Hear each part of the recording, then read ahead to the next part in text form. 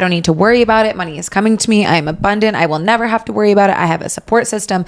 I make good money at my job, all these things. But there is still a subconscious belief that I know is in there that is fearful, that is lack. And so I'm not able to fully step into my frequency of abundance, and therefore I'm not receiving abundance. And it's cyclical because now that I'm not receiving abundance, I don't trust that I'm abundant. And so it's this like loop that plays into itself of I'm standing in my own fucking way. Mm-hmm. And the second that I get out of my own way, I will see that come back to me tenfold in abundance, in relationships, in money, in success, in joy, in peace, in whatever. Maybe the whole name of the game is to let go of that control. Act like you already have it in the sense that you're not fearing it and you're not desiring it. It's a place of neutrality. Yes, neutrality. For those who are deep enough to get it, but profound enough to not care. You're listening to Consciously Unconscious.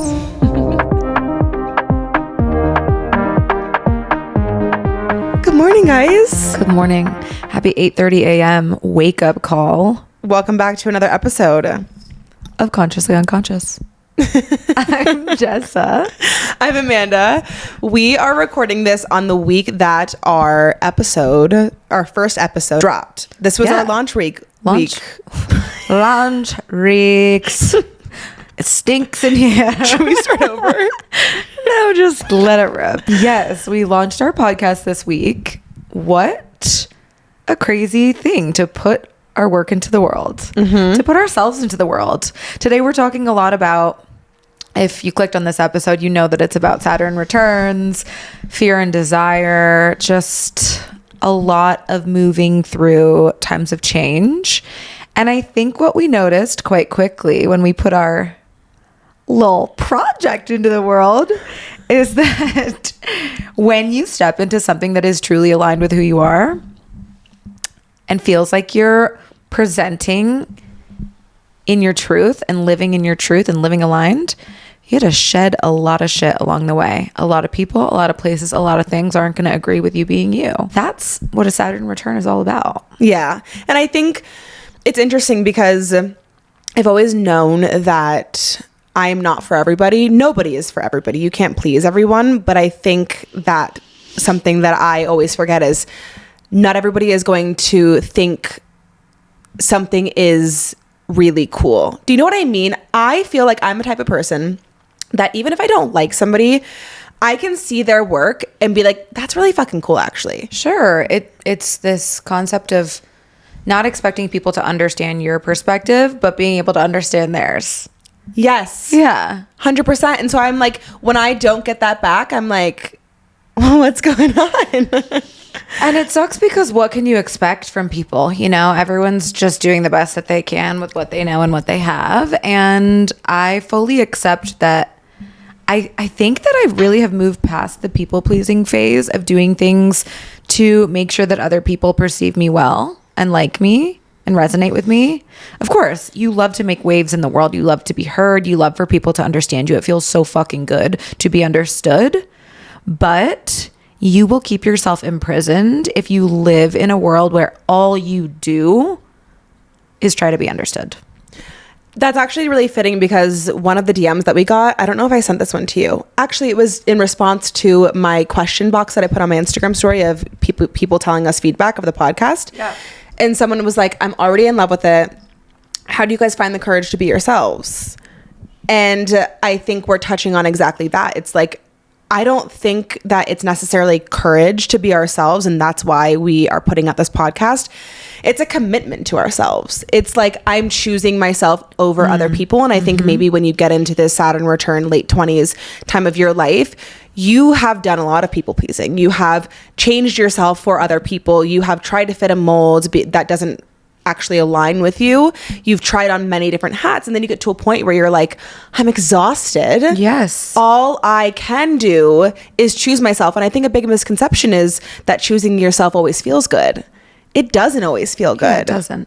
No. It really doesn't. And I think too, just the languaging of trying to be someone.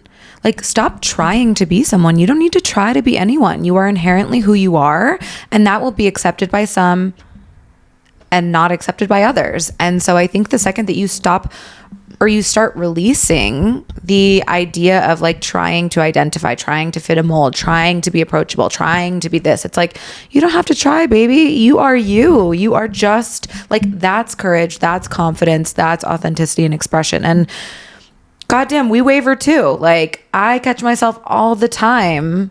Who am I really doing this for? Why am I really doing this? And da da da. And then I go into these crazy spirals of like, what is going on in there? But I think this for us is so relevant to today's topic, like this podcast for us, because it's a time where we are really stepping into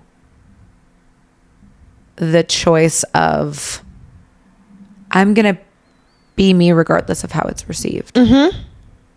And I'm going to do what I've always known I've been called to do. I think... What do you think that is? What do you think that inner calling of knowingness comes from?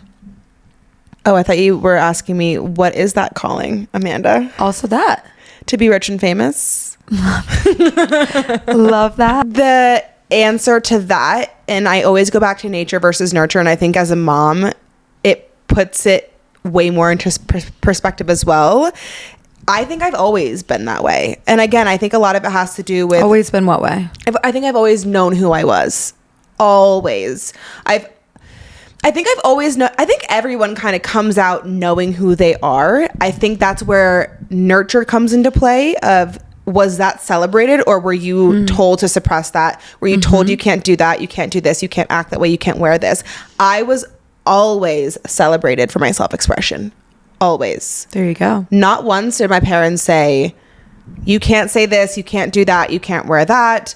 Anytime I ever created something, they were like, oh my God, this is amazing, keep going. Like, I got a lot of praise, and I think that gave me the confidence and the reinforcement to be myself. And so I don't think I wavered too far from that knowing ever. What is your advice to people who didn't have that praise, who really are genuinely DMing and saying, how the fuck do you do it? Because I don't even know who I am. I don't know how to be myself. I feel so lost. I don't know how I want to present. I'm trying to be, peaceful and authentic and joyous and fun and bubbly and all these like positive qualities and characteristics that people want to be, but don't know how because maybe they've been put down their whole life or haven't been in supportive relationships or friendships. Like, what do we share with people? How do we tell people that, yeah, okay, regardless of your nurture, what do you got? I think it's a lot of things. It's not like a straightforward answer for everybody. However, I do think a lot of the spiritual communities really ride on like manifest, meditate, da da da. And I think my Virgo has always been like, but where's the action? You know what I mean? Because like you can... I'm like, let me hang up in the ether, in the clouds. Exactly. I'm floating around. I have no action. No, exactly. And I think you also do integrate. Yeah. I think that sometimes when people start to unravel who they are and they look inward and they journal and they really become introspective in the pursuit of finding themselves, they're like, I have to do all of these like practices for self-care or self-growth, like meditation and manifestation, and maybe if I just change the way that I think, or if I just put it out into the world, it'll happen. And yes, that's true, like of course that's true, but it also has to be coupled with aligned action. And so I think what I would say is that you have to just choose yourself. But let's be clear about what introspection is, what about choosing yourself is. The way that I see it, aligned with everything that you're saying, is to become aware of the thoughts that you think identify you as XYZ person. So this idea of like being introspective is not necessarily to like, it's the opposite of identifying with what you find when you go in there. It is this witness consciousness. Research. It's research, but it's unbiased research. Yeah. Where things are not good, they're not bad, they're not right, they're not wrong, they just are what they are.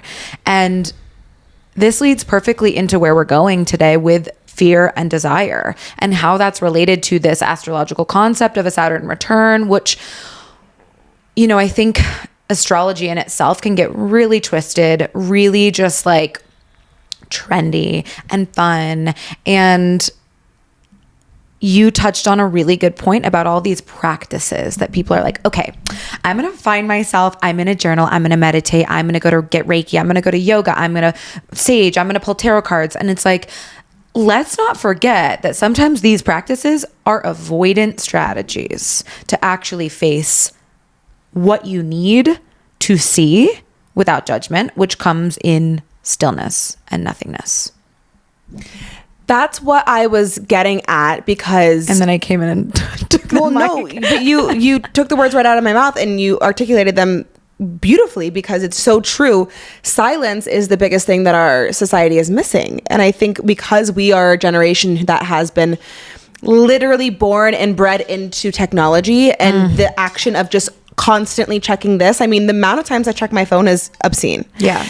And if I didn't have the awareness through college to be like, I'm not okay with who I am, I don't feel like myself. Yeah. I need to do something about it, and then delete social media for a couple months, and then journal for every single day, and then stop partying with my friends for a minute. Like, again, I love to go out and have a good time. I love a drink. I love a cocktail. But I think, again, it's what Jessa is saying is like, I didn't go in and say, I am identifying with all of these things of I'm a huge partier and I'm whatever, and then also unidentifying with it of like, I'm actually not that. It's not even about the identification game. It's just checking in with what the fuck is in there.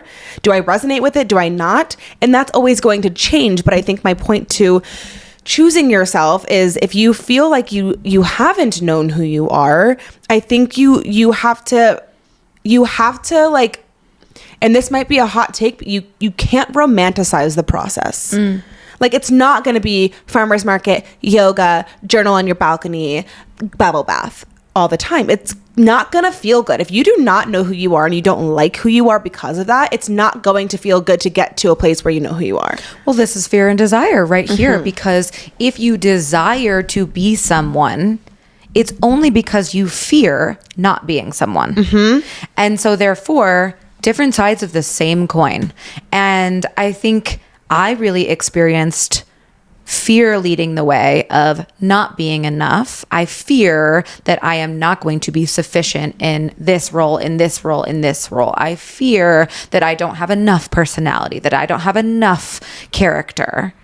And so therefore, I desired to like try on all these really inauthentic presentations of self to so as to not be nobody. And I think really unraveling and really unwinding exactly what we're talking about without your roles, just so you know, without being a daughter, without being a yoga teacher, without being a mom, without being like, yes, you are all those things. Play the game, be those roles, enjoy those roles. That's life. But when you take those away, you are nothingness. You are infinite. You are timeless. You are capital L love. You are just energy. You are just existence. You can exist outside of your roles. And once you realize that, then playing your roles can be done with so much playfulness and choice and courage. And it's not a linear process. It's really fucking hard to go in there. It's really easy to pick up your phone and watch everyone else talk about how they're doing it. It's really easy to like dissociate from the fact that you have this power, this free will to really understand the self capital S. I love capitalizing things because it just makes it like, like universal. Yeah, 100%. Just like people capitalize God. Yeah. That's what a capital L love means. Yeah. That's what a capital S self means. It's like, it's incorporating. It's bigger than you. Yes. It's so universal. It's so infinite. It's so timeless. That's a whole rabbit hole that we're going to go down. But I think before we get into the bulk of fear and desire in the conversation, we need to introduce our beverage of the week. Okay, we haven't even talked about the bevies. Haven't. It's actually not that good either. I'm in full refusal to sing the song today. I can take it over. Go for it. Make it snappy. Jessa and Amanda drinking their matcha. She gave it up? It's beverage of the week. It's beverage of the week. Beverage of the week. It's actually not that good, so I also have my coffee. Yeah, it's not good. We should have picked some up along the way. How about the fact that I left my house to come over and recorded Amanda's this morning? She's texted me like 6 times last night. Like, can you charge the cameras? Do you have the tripods? Like, bring everything. And I was like, I don't want to be too pushy with her. Like, I think she's got it. I showed up with just my coffee in my hand. I walked in, I'm like, hey, morning. When we get to start recording? When we start in? She's like, okay, well, can you set up? I'm like, Right. Sure. I'll be right back in 40 minutes. I got to drive home and get everything that I left behind. So with that being said, I don't know how that relates to the beverage of the week at all. Which is why if you're watching on YouTube, we only have one camera angle for you today. Yeah. So sorry, you get to see my 24-inch hair extensions.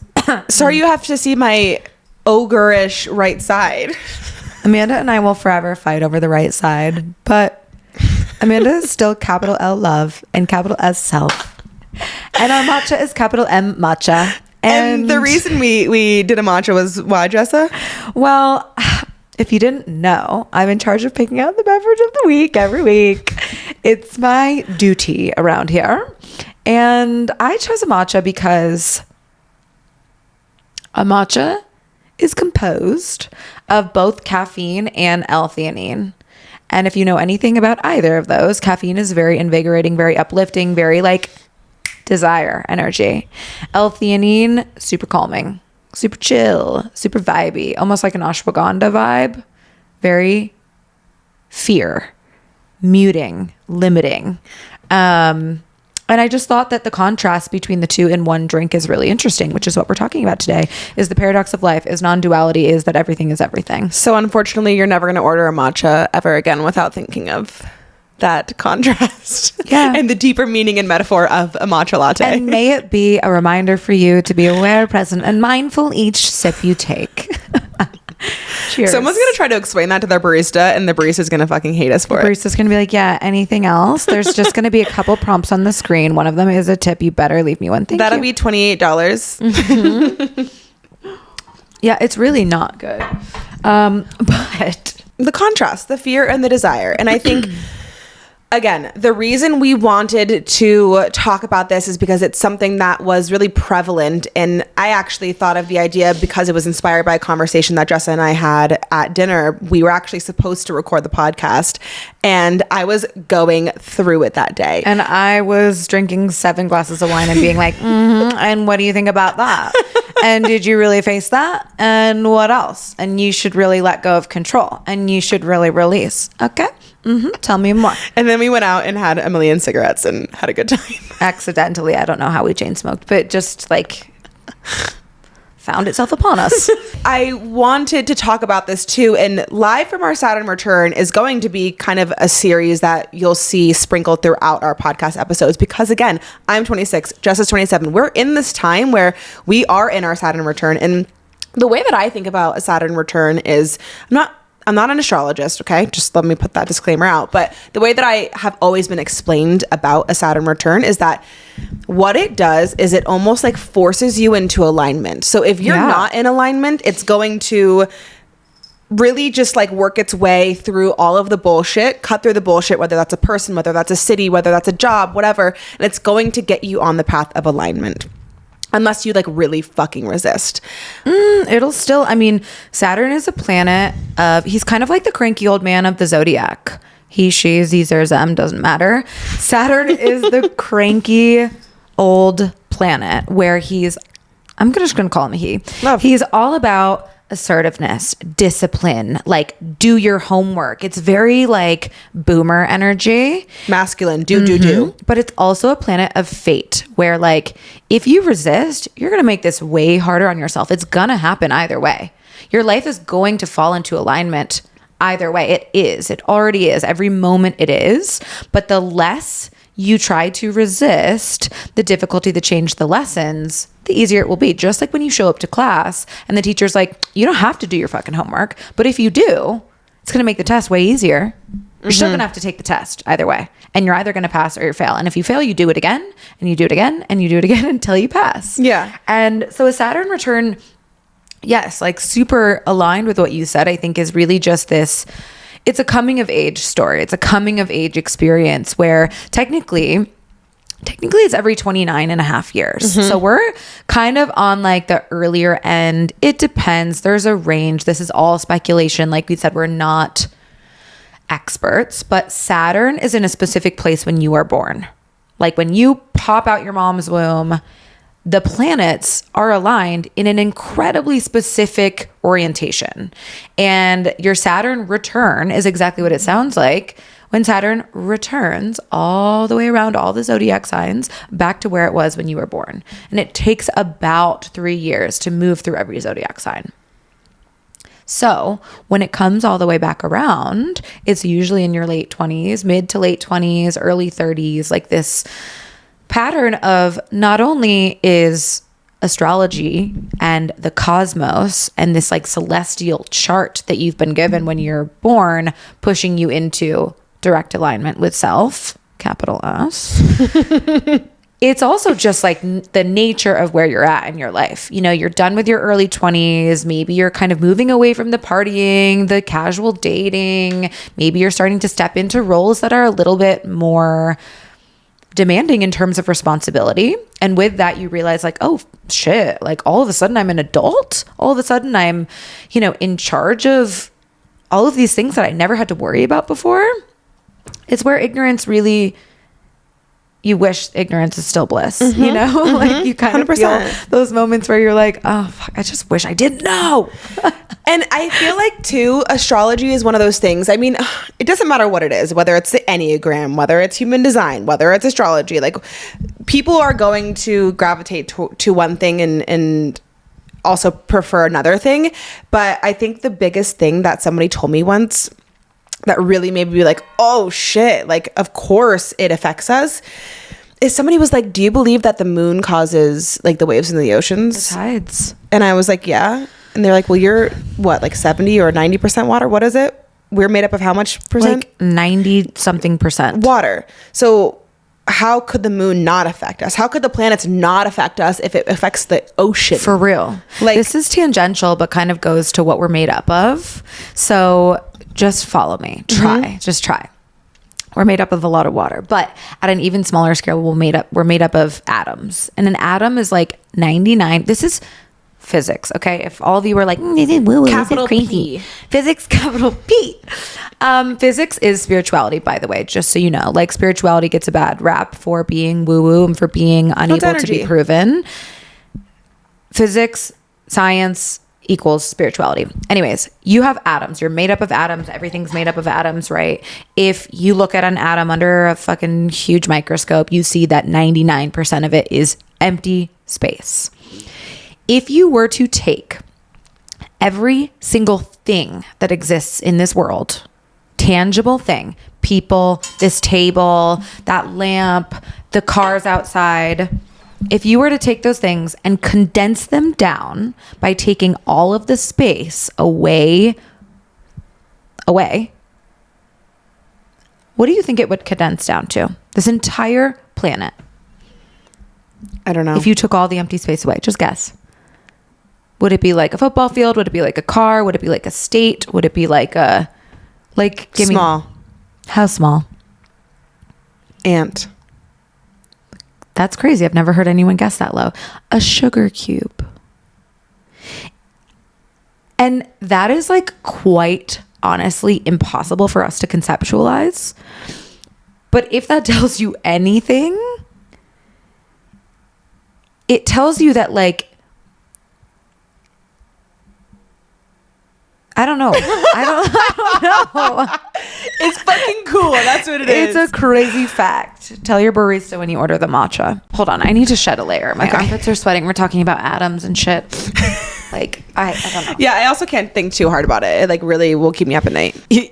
I wanted to ask you too. I have one tangent that I want to go on quickly, briefly, but I also want to ask you what your Saturn is in, because that also dictates like how the Saturn return is going to go for you. And the house. Yeah. My Saturn is in Aries. Mine too. Mine too. Wait, what house? The 5th. 8th. Okay. One time I asked somebody, this leads into my tangent, okay? I have a theory. Ooh. Also, Everything's a theory, just so you know. Did you know that I actually have been credited for a theory? What do you... Oh, yes, you did tell me this. You did tell me this on YouTube. Should this just be a story for a different time? Yeah, leave the people on the edge of their seat. Story for a different time. See if you can find it on the internet. If you can find Amanda's theory on the internet, we will give you a free hat. Mm-hmm. I have a theory that the 27 Club is really people just going through their Saturn return. And what's the 27 Club? The 27 Club is like Mac Miller, Amy Winehouse. They all died at 27. Like the White Lighter Club thing? I don't know what that is. Oh. But is the 27 Club people who are like in their Saturn returns and it just kind of goes like awry? You know, Saturn returns look a lot different for those in Hollywood with billions of dollars. True. But yeah, I mean, interesting concept. Maybe, maybe not. But I do think, and this is, I want to be very, very careful when I say this, but I also want to lead with such honesty and truth. This is the first year of my life where I have actually conceptualized and understood why people take their own lives. Yeah. And why they could potentially be pushed to a place where they feel so unbelievably overwhelmed with emotion, with thought, with feeling, where there is no solace for them. There is no peace. And I also want to clarify that like that is not me. I am really grateful that I feel secure and happy in my life and, you know, in a place where I have a really good support team and I feel in control, etc. But I want to say that I really have stepped into much more of an empathetic understanding of why people, I mean, and the only way that I can describe it is just doing it in my body. You know, when you feel that like restless, anxious overwhelm. 100%. And I think it speaks to what you were saying about when you get into your late 20s, it's almost like this adulting, like responsibility, and it can feel so immense. It's so overwhelming. It can be so overwhelming. Yeah. Especially when you are awake and aware and trying to be better, trying to heal, trying to be mindful. Sometimes you can't shut your fucking brain off and it's scary. I have been in a couple situations where I'm like, I'm schizophrenic. I'm going to check myself in. I can't stop the thoughts. Can't stop them. Can't stop them. And then I'm like, there's 16 people in my head. They're also just to put it out there as well, if you do feel in a place of wanting to take your own life, if you feel like you've ever been there and you do feel like the pressure of life is so overwhelming, please lean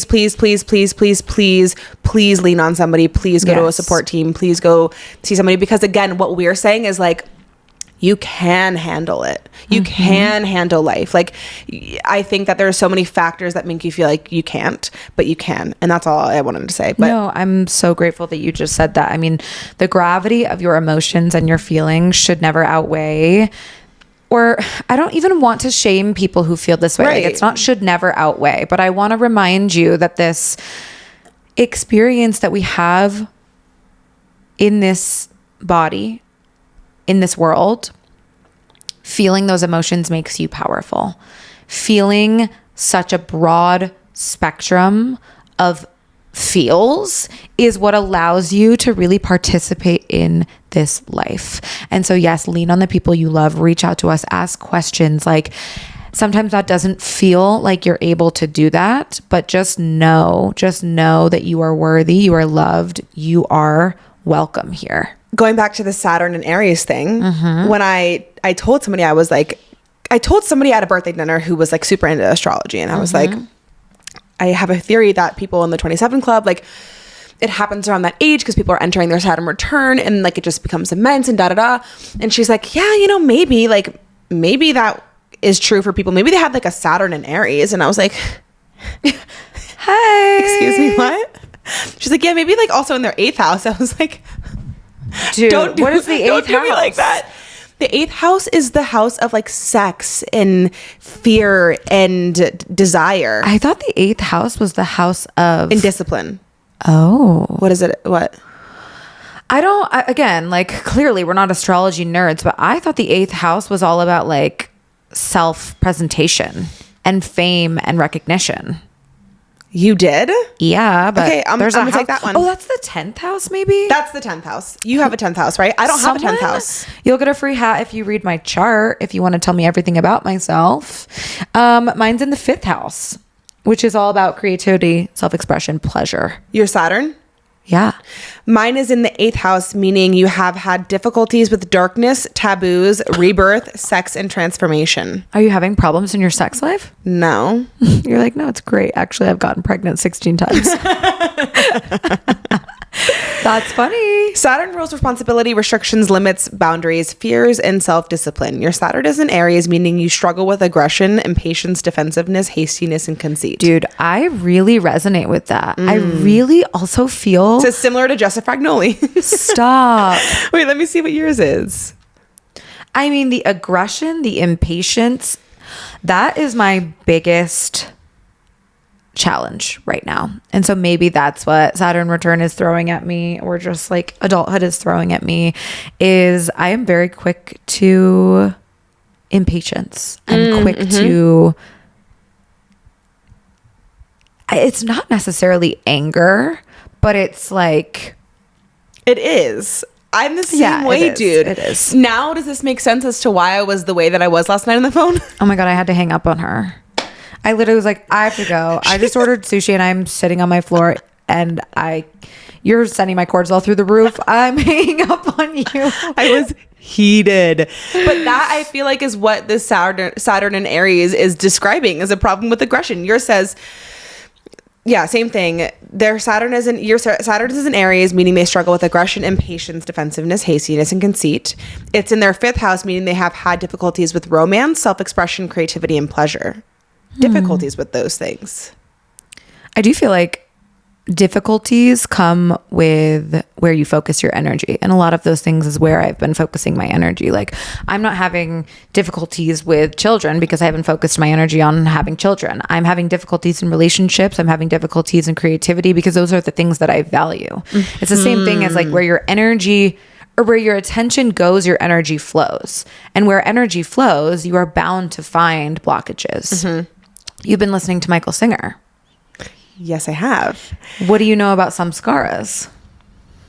I don't. Would you like to enlighten me? I would love to. If you haven't listened to the Michael Singer podcast or read his book, Untethered Soul, he's got another one, which is like a similar... Miracles Happen or something. Yeah. No. Actually, that was the guy who wrote Many Lives, Many Living Masters. Untethered and then Untethered Soul. Yeah. Keyword, untethered. He is such a lovely person to listen to. And I really was resonating with this podcast, shared it with Amanda. Pause.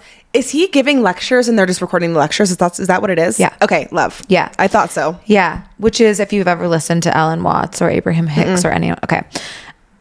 We'll get there. But yeah, they go and they give lectures to people and they record live. And so what he's doing when he's talking in these podcasts is he's just channeling. He's just talking. He's just what we're doing. Like, no template. I mean, maybe he has a template, maybe he knows it kind of what he's going into, but he's just ripping it. And every single sentence that he says really packs a punch. He's one of those people where you have to listen. You have to tune in. Oh, yeah. Almost like don't listen in the car, because I also like had to pull up my notes app and write like 12, like pause it, voice memo something that I wanted to write down. But he talks about a samskara, and a samskara is essentially a blockage of the heart. So when to break it down a little bit easier, it's kind of what we understand and what we talk about when we talk about traumas and triggers and conditioning. Those are your samskaras. Those are the things that you are working to dissolve, to unblock, so that you can live freely, express freely, not be quick to anger, not be impatient, not feel guilt and shame about not knowing who you are and what you're doing. And so what he tells you is that they're going to arise. They're going to come through and show up as, let's take this as an example, like quick to anger, impatience. I have a samskara right now in my heart, a blockage in my heart center, a lower vibration of myself, that I need to figure out what it is that is bringing me to such impatience so quickly. That is bringing me to such anger so quickly, because the anger, the impatience is an expression of that blockage, an expression of that samskara. That's not the samskara. And see, I feel like I know exactly, like, do you feel like when you're in those moments, you don't know where it's coming from? I think it's really blinding. I think that when you succumb to that anger or that fear or that impatience, just to keep the example in line, it's really hard to take an objective observer mind opinion to try to figure out where it comes from because you're so in it. Just like, I don't know if I was talking to you about this or Pod or whatever, but just like when you're in a relationship for so long, you don't see any of the red flags because you're in it. You're in it. And you're like, no, I think the best of this person and this is my choice and I'm loyal and this is this. When you end a relationship and you have a couple months to look back, you're like, whoa. There were a lot of red flags there that I didn't even see because I was so engulfed in it. And it's the same thing with these emotions, these blockages that come up, is that you need to take an observer seat. Because if you don't take an observer seat, if you identify with them, you're never going to be able to understand where they come from. See, I think I have the opposite. I think I know exactly why I'm acting the way that I'm acting, but I don't stop myself from acting that way. Because, you know, there was this astrologer that I met one time at work, and I told her my big three, and I told you this. The first thing she said to me was like, oh, highly objective. You're a highly objective person. I am so good at being in a moment, zooming the fuck out and seeing it from a third party and seeing why the fuck I'm acting that way. But it's the choice to continue acting that way instead of not. Because I know exactly why I was acting that way. I was feeling undervalued. I felt like I wasn't being seen. And I felt like my character wasn't being... I feel like my character was being judged. And those are like my biggest three triggers. Okay, so follow-up question to that. Why do you feel like you can't stop? Why do you feel like in that moment you can be the observer of those things? You know why. But does it frustrate you that you feel like you can't stop, or you're choosing to not stop? No, it doesn't. Because here is actually the problem. I think that, and you can tell me if this is like not right, but I think that getting that out is actually helpful for me. Okay, this is a perfect segue. But I think where it has been a problem in the past is if I bring that anger into like action, in terms like when I was like, I'm gonna make a phone call or I'm gonna text, and you were like, do fucking not. That would have been too far. Yeah. But I think stopping myself in that right is helpful. I take it too far if I like act with that aggression and anger versus like getting the anger out, sleeping on it, taking a moment, letting the anger pass, and then having a conversation with somebody that I feel angry at. Do you know what I mean? Yeah, I know exactly what you mean. I think that you said it really palatably. Is it becomes a problem when the actions that follow are a consequence of that anger. Mm-hmm. I think that it is so healthy and so perfect. Perfect. It's so perfect. Perfecto. Sí, perfecto. To move through emotion, thought, by expressing, by releasing. I mean, think of the classic example of a child in school. Children are fucking weird. They're making noises, they're screaming, they're flailing their body. They are regulating their nervous system based on impulses and energetics that are moving through their body, based on thought, based on feeling, based on emotion. They're just like, blah, blah. Mm-hmm. What does the teacher tell them to do? They tell them, sit down, be quiet, don't speak, raise your hand. Ask if you need to go to the bathroom. And what does that do? It completely stifles the energy that they need to move through their body. And then they act out. And then they don't pay attention. And then they are a quote unquote bad student or a defiant student. And so from a very young age, we're taught to stifle those emotions.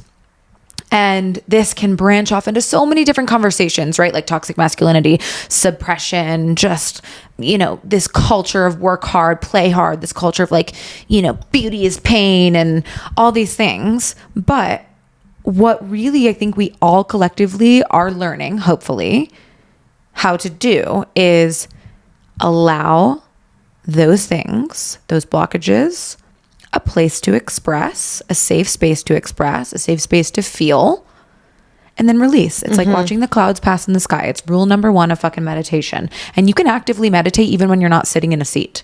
This is active meditation. Exactly what you're practicing is active meditation of cloud comes into the sky. I see it there. Beautiful cloud, bad cloud, big cloud, small cloud. Doesn't matter.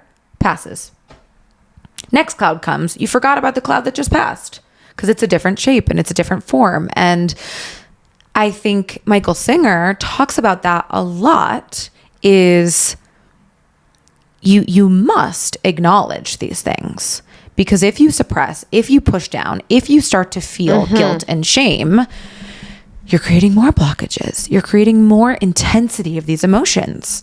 And did you listen to his example of the lake? That's what I was going to say. So let's go back. We were sitting at Local Jones, just as having 7 glasses of wine. I am accidentally sitting there just like fuming, and honestly, I didn't know why I was feeling so shitty that day. Yeah. The hard drive with our first 2 episode videos was kaput. It was going to cost $2,500 to get those back, and I was just pissed. And I just also was, I think, pissed about other things that I didn't really know, and I didn't care why I was pissed, honestly. But we sat there, and Jessa was just talking to me about, like, we were just getting into it, and I was like, I have to be honest, I'm very fearful of releasing the podcast. And she was like, enlighten me. And there's a lot of different things there that are tied to success and money and fame and worthiness and childhood beliefs that I subconsciously was conditioned to believe. But I think the biggest thing that Jessa asked me was, she's like, do you not believe that it's already yours? And I was like, nar. I'm a guru. I was like, no. And she's like, Amanda, like, you need to listen to Michael Singer. You need to do all these things. And honestly, I think I was just really like feeling pessimistic, and I was like, okay, whatever. And I listened to Michael Singer, and I'll link Michael Singer. I'll link the episode below that I listened to. And he was talking about fear and desire. And that's what I realized I have been living in for the past, 5 years, is this cycle of being fearful of something, wanting something, being fearful of something, wanting something, something because I'm fearful. Yeah. Wanting something because I'm fearful of my current reality, and I don't like my current reality. And so what the whole lake metaphor, I guess, is Michael Singer says that fear and desire are basically the same thing. They are disruptions in a peaceful, still lake. And so he says when, a fear comes up, it creates a ripple in the lake. But if you involve yourself in that ripple, if you like reach in, it creates more ripples. Of course I did. I love that podcast. And if you're desiring something, same thing. You reach in, you involve yourself in it, it ripples. And so I was like, okay. And that's why I wanted to talk about this, because if I'm not desiring something, how am I supposed to achieve things? Do you know what I mean? So I think I totally understood the fear part. Whenever a fear comes up, don't involve yourself in it. It will pass. Fine. I get that. Desire, if I'm desiring something, am I not supposed to desire something, or does my desire need to not come from fear? The latter, I think, but I also think there's a really big misconception of what desire is. A lot of times people don't even realize that desire is something that they are attached to. That's what fear and desire is. It's attachment. And you can desire certain outcomes. You can manifest, you can goal set, you can want a certain quote unquote reality for yourself, but it's a slippery slope, because you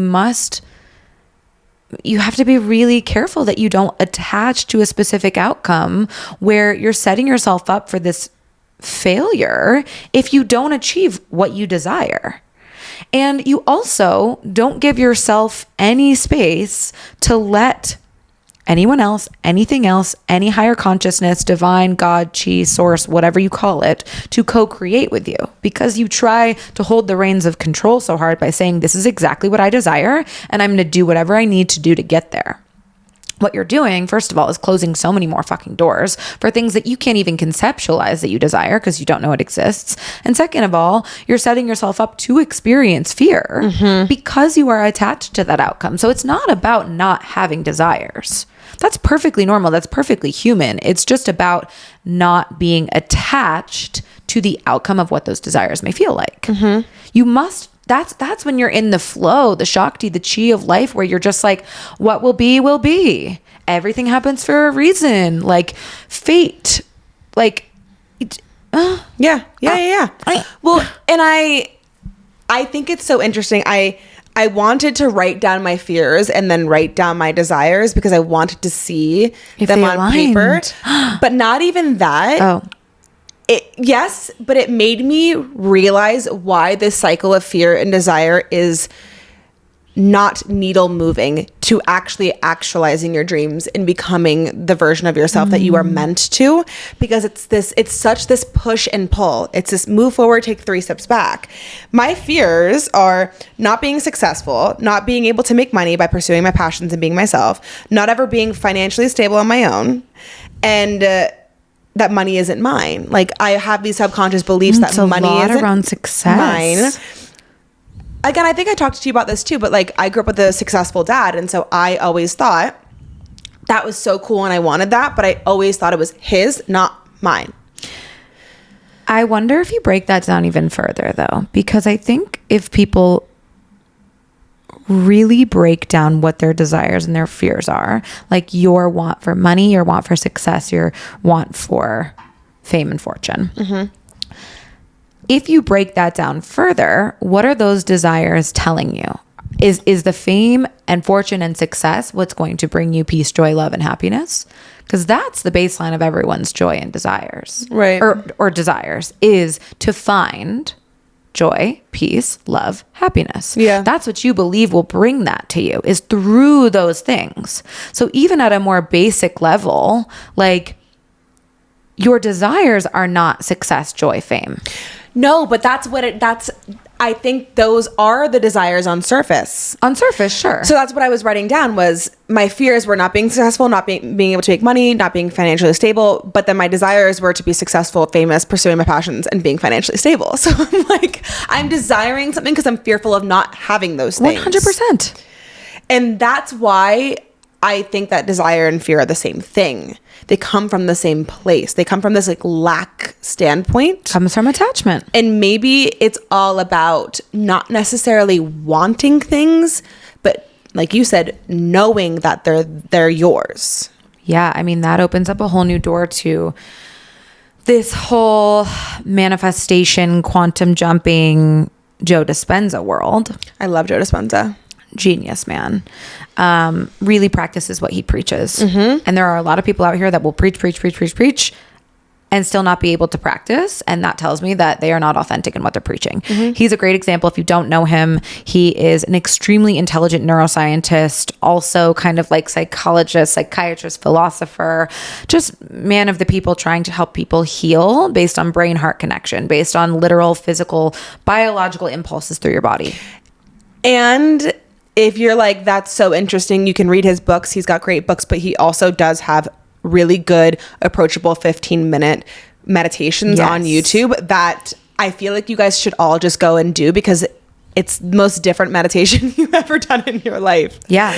And his Can voice, you feel the space between your eyes? No, he is. He's very drawn out. Which is great. I love it. You have to just accept. But basically what he talks about, which is what you just talked about, is this idea of once you identify with, once you feel the frequency of what you want, it's already yours. It's already yours, because just like a tuning fork, like attracts like. It's the law of attraction. It's these vibrational physics laws of, like, if you don't know what a tuning fork is, it's basically something that has a vibration that you hit and it makes a noise. If you hold another one up next to it, it will match frequency, it will match pitch. And that's the law of attraction. And so what he says is, if you really want the I don't know, if you really want the good job, you want the marketing job that pays you 250 grand a year, you're, you know, whatever the fuck you want. Put yourself there. What would it feel like if I had that? What would it feel like? Literally change the energy in your body, change your emotions, change your thoughts, act like you already have it, because once you actually feel like you have it, you will. Mm-hmm. And we're not saying go and buy a Lamborghini because you have all this money on this salary. Do you know what I mean? Like, what I'm saying is like, I think sometimes when people say, act like you're already that. Objection, relevance. What? She's looking at me like I have 4 eyes. She goes, and I'm not saying buy the Porsche. The Lambo. What I'm saying is I think sometimes people hear that and like, okay, well, yeah, I want to be rich. So what am I supposed to do? Just go spend a bunch of fucking money and buy something to act like I am already rich? Well, that's not what we're saying. Yeah. Well, Jessa would, but my motto is that you have to spend money to make money. Currently in my Saturn return, that's not going well. But what I'm saying is, like when you act like you already have it, it's like, okay, well, what would that version of me do? Would that version of me, you know, wake up and go to a yoga class and get home and feed myself and journal and do these practices that set me up to be in the frequency of that successful person? Do you know what I mean? Yeah, you also just really have to develop a lot of trust that you can be, that you will be, that you are. Mm-hmm. And I think I struggle with this a lot in terms of, we were just joking about it, but abundance mindset, money, scarcity mindset, all these things. I quite honestly grew up in a family that never had to worry about money. I feel very privileged in being in a family where money wasn't a thing that I knew about because it was never a concern. It was never a lack of abundance.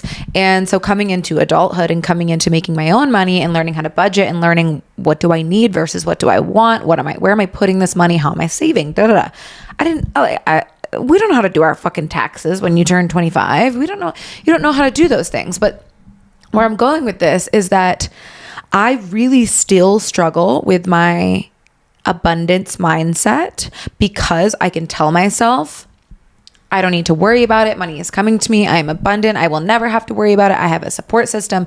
I make good money at my job, all these things.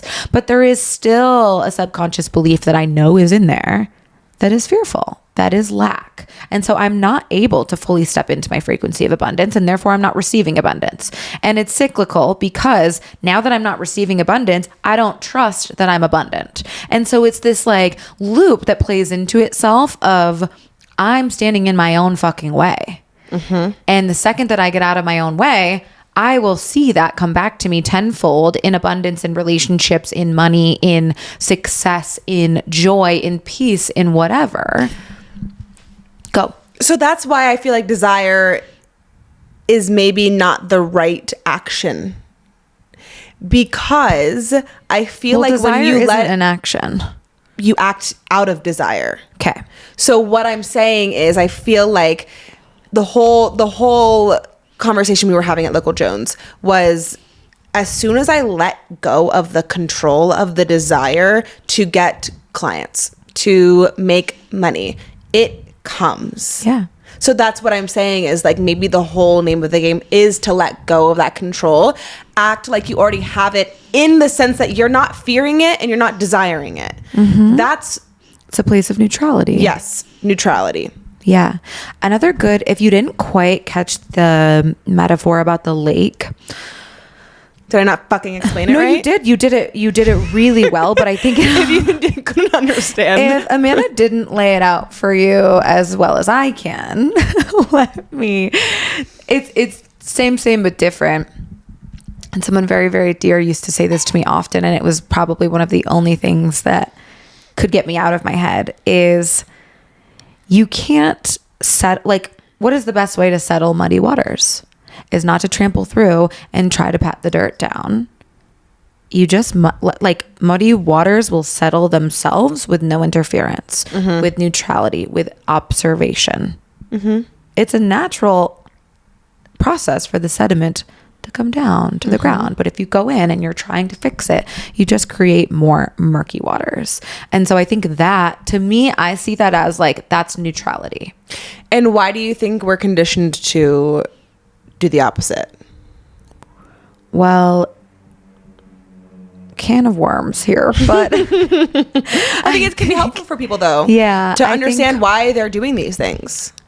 It's funny because the first place that my mind went is like the joke about breaking out of the matrix, but we have to understand what the matrix is, right? We have to understand that the matrix is just this like funny name of the game that we're playing in this life, which is created by all of these societal and cultural factors of conditioning. And so we are literally, the second that we pop out of the womb, born into a frequency, born into a culture, born into a society, especially in the United States, that tells you success is joy, wealth is money, find your way to the top, because we live in a hierarchical society. I like the way you said it the first time. Hierarchical. Hieroglyphs. Hieroglyphs. Okay. I do my hair. Check my nails. I've been saying that all morning. Check my nails. Like when I walked in without the cameras. And Amanda was like, you didn't bring them? I was like, check my nails. Just a little bit of that like regulation of my nervous system. Say whatever the fuck you want, whenever you want it. Anyways, I think that a lot of that comes from this subliminal messaging that you must comply to all of these insane systems that teach you what is desirable and what you should be fearful of.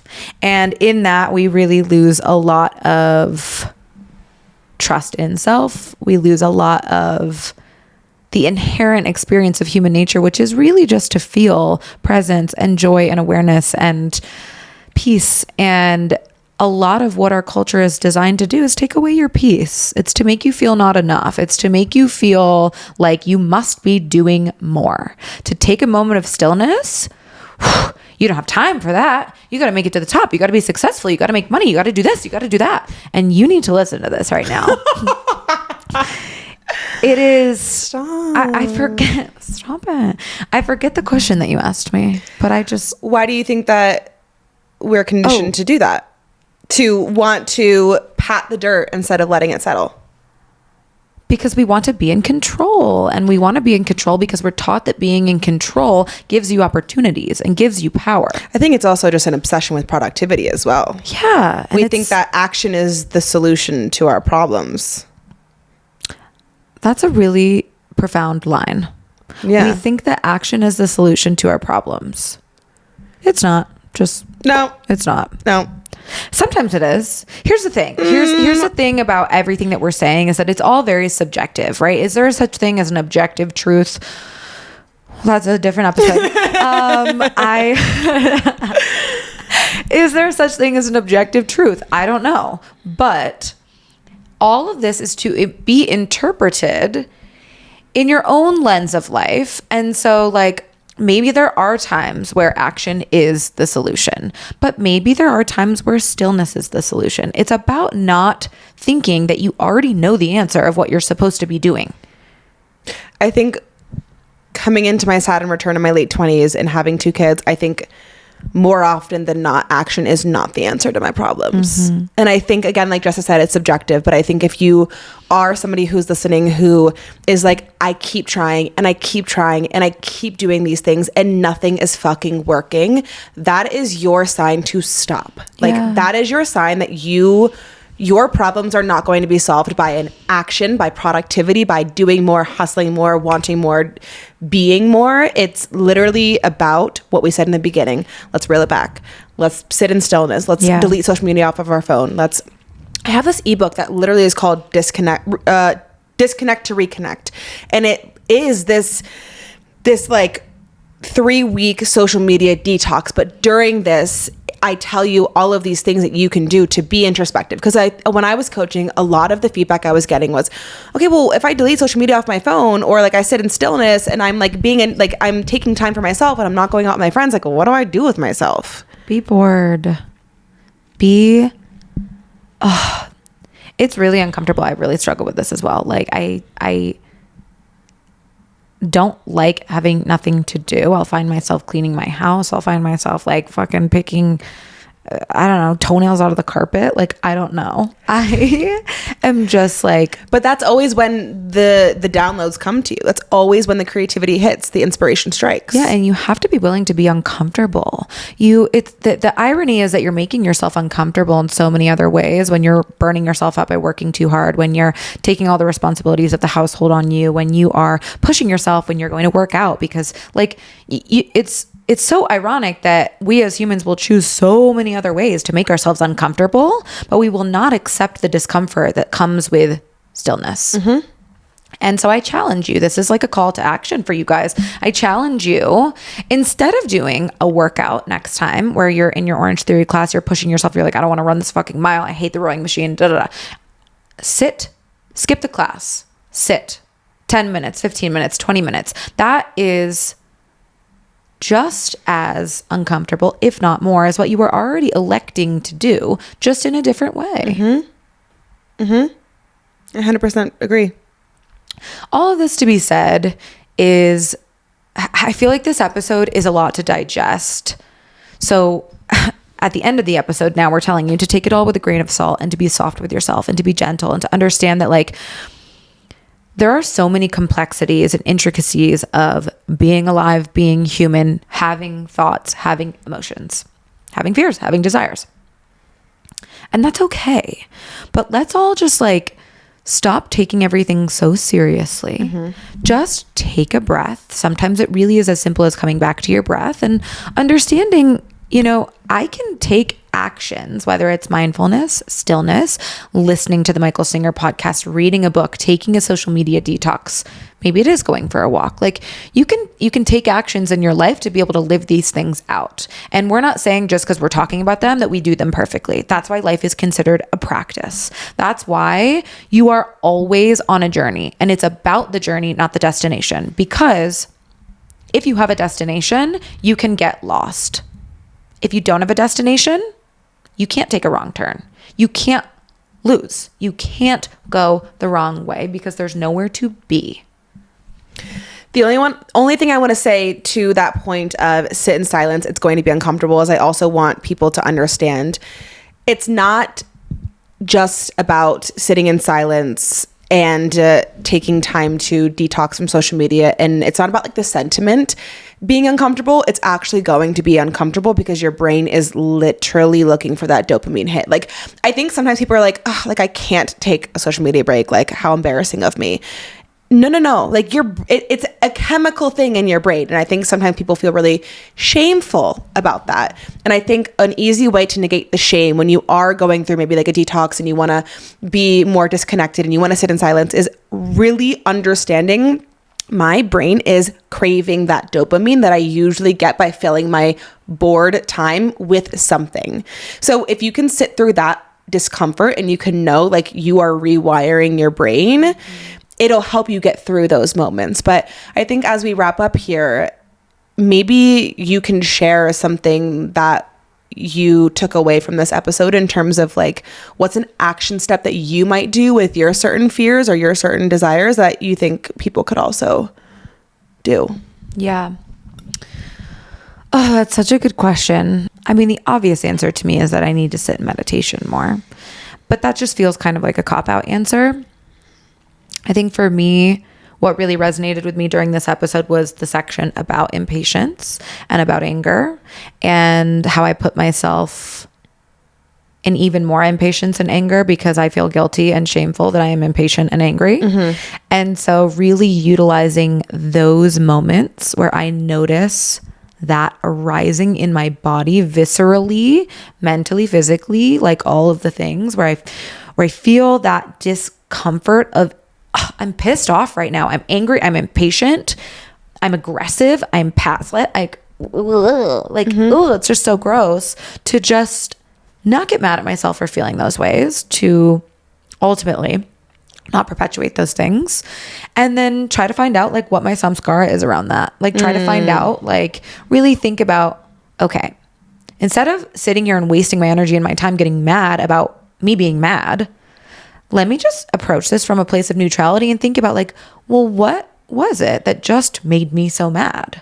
What was it that just like sent me in this volatile spiral of being great and then being pissed off and then being great and then being pissed off. Like that's a really big challenge. And I think that's what makes people feel fucking crazy, is that they lock themselves into that cycle because they are mad at themselves for feeling a certain way. It's the frustration about the negative feelings. Yeah, totally. What about you?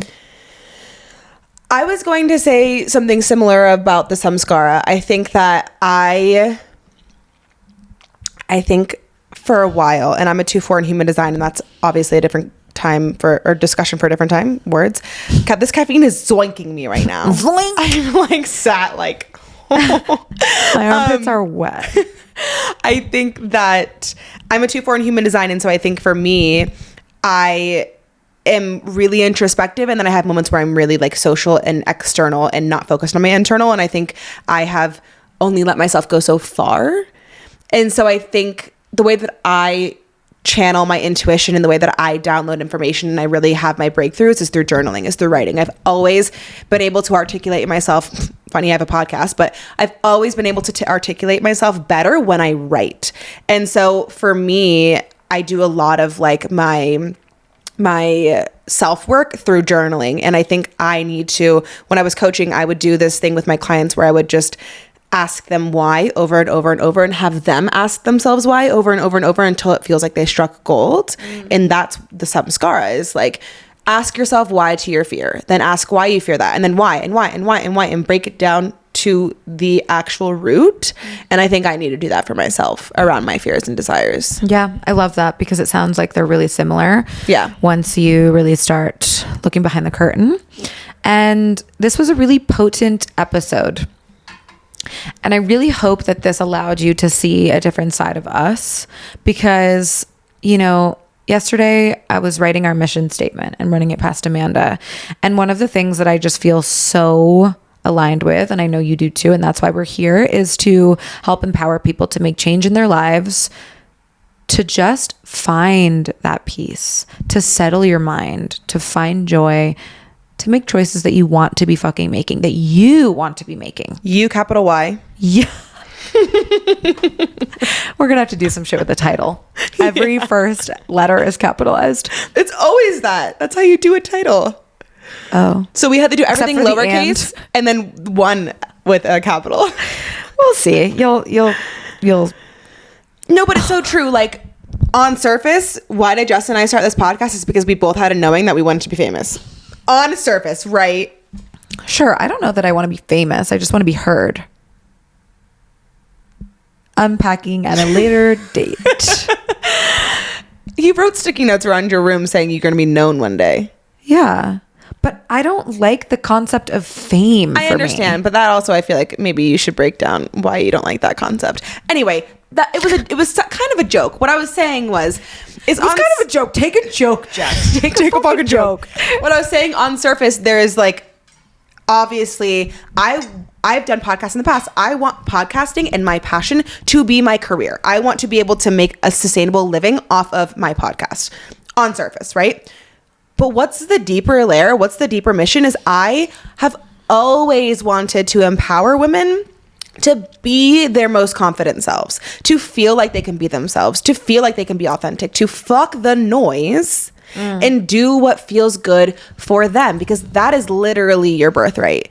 And so I think that is, again, the example is, what is it on surface? What is it actually? Allow yourself to go deeper. We'll leave you on that. We love you. An announcement for the next week's episode that's going to be coming out. It's going to be coming out on a Monday. And that is because Tuesday is election day. And we want to treat that with kindness, care, and acknowledgement. And so Monday we will release our episode. And we'll leave you with that. Thank you guys for listening. Love you. Bye. Bye.